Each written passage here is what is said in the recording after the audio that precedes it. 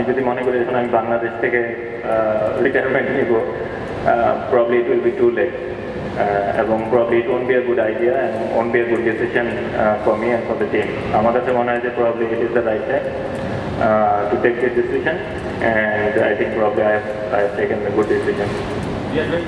প্রথমত bowling unit হিসেবে আমি একটাই বলবো যে আমাদের যে বোলিং ভ্যারাইটি আছে, আমাদের পেস ইউনিট এবং spin unit, they have been doing a wonderful job for last few years now.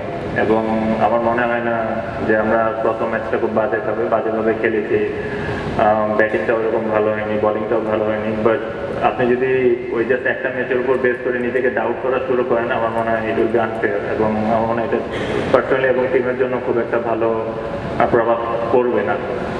তো আমার মনে হয় we have to come out from that zone and try to play boldly and try to win the game.